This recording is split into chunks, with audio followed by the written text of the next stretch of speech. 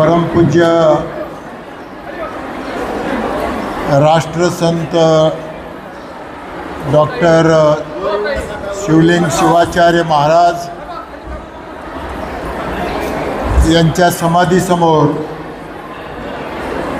मी प्रथमतः नतमस्तक होऊ इच्छितो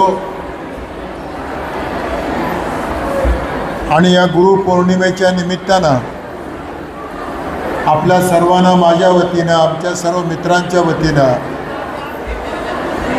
अतिशय मनापासून या ठिकाणी हार्दिक शुभेच्छा व्यक्त करतो. व्यासपीठावर ज्यांच्या सानिध्यामध्ये, ज्यांच्या आशीर्वादानं आजचा हा कार्यक्रम आपण या ठिकाणी गुरुपौर्णिमेचा पार पाडत आहोत, ते गुरुवर्य राजशेखर शिवाचार्यजी महाराज, दुसरे आपले गुरुराज स्वामी महाराज, आमचे ज्येष्ठ सहकारी भगवंतराव बाबा पाटील चांबरगेकर, लातूर जिल्हा भारतीय जनता पक्षाचे माजी अध्यक्ष आमचे मित्र दिलीपराव देशमुखजी, नगराध्यक्ष हत्तेजी, गणेशराव हाकेजी,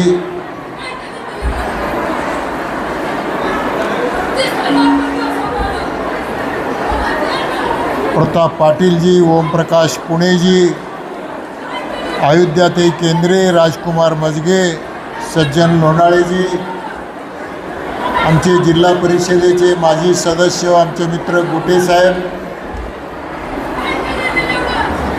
ॲडव्होकेट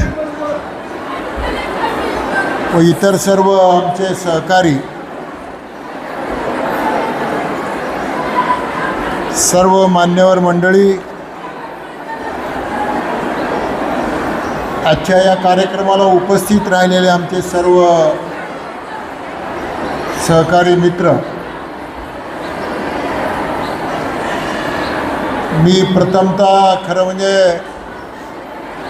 एक पवित्र अशा या कार्यक्रमामध्ये गुरुपौर्णिमेच्या निमित्तानं उपस्थित राहता आलं. परमपूज्य शिवलिंग शिवाचार्य महाराजांचं समाधीसमोर नतमस्तक होऊन आशीर्वाद घेता आलं. राजशेखर महास्वामीजींचंही आपल्याला आशीर्वाद घेता आलं. त्याबद्दल मी आजचा हा दिवस आमच्यासाठी खूप आनंदाचा दिवस आहे, भाग्याचा दिवस आहे असं मी या ठिकाणी म्हणेन. आपल्या सर्वांना माहिती आहे, परमपूज्य शिवलिंग शिवाचार्य महाराज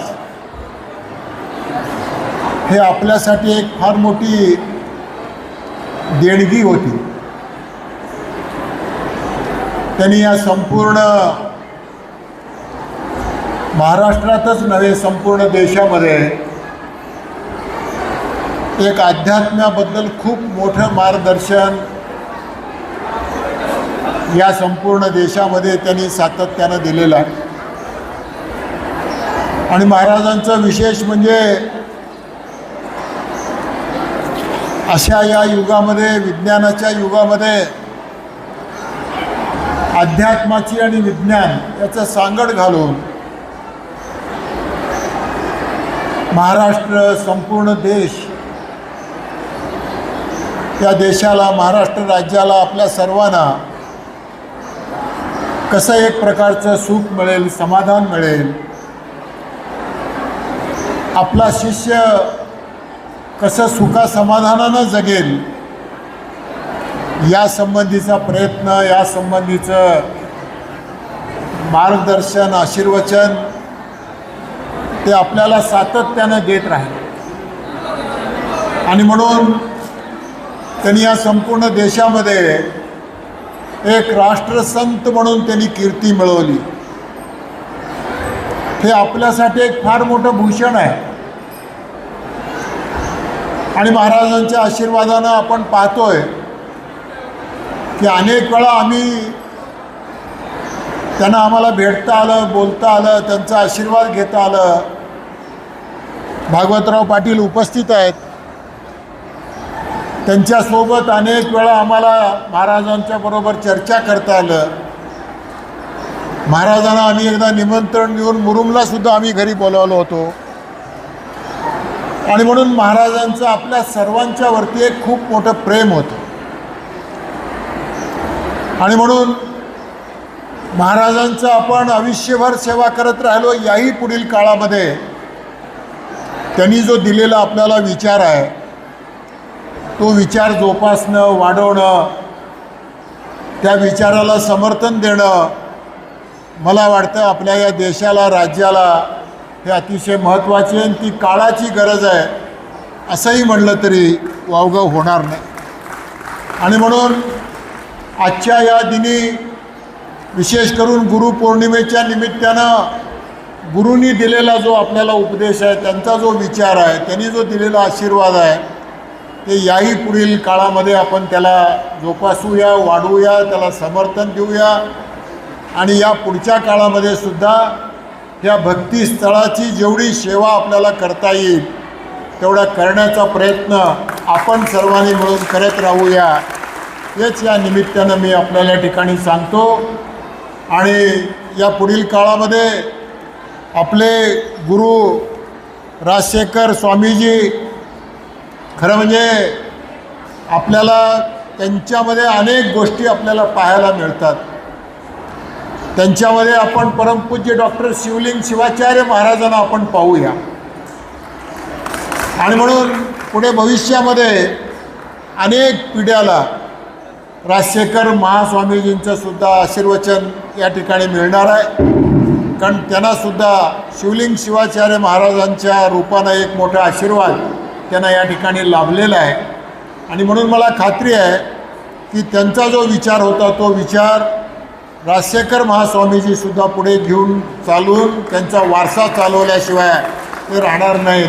एवढंच या निमित्तानं, गुरुपौर्णिमेच्या निमित्तानं त्यांना या ठिकाणी त्यांच्यासमोर नतमस्तक होऊन मी सांगू इच्छितो.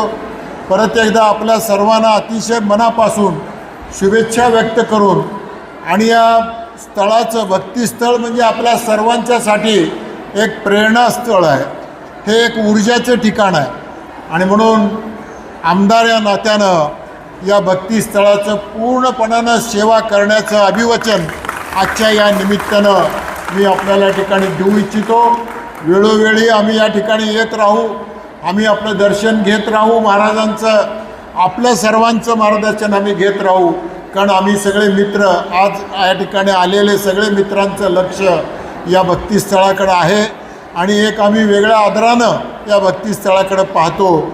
आणि म्हणून मी परत एकदा या ठिकाणी समाधीसमोर नतमस्तक होऊन, महाराजांच्या समोर या ठिकाणी नतमस्तक होऊन, आपण मंडळीने आम्हाला बोलावलात, आमचा या ठिकाणी सन्मान केलात, सत्कार केलात आणि महाराजांचा आशीर्वाद घेण्याची संधी उपलब्ध करून दिलात, त्याबद्दल मी माझ्या वतीनं, आमच्या सर्व मित्रांच्या वतीनं अतिशय मनापासून आभार मानतो, धन्यवाद देतो आणि थांबतो. जय हिंद, जय महाराष्ट्र.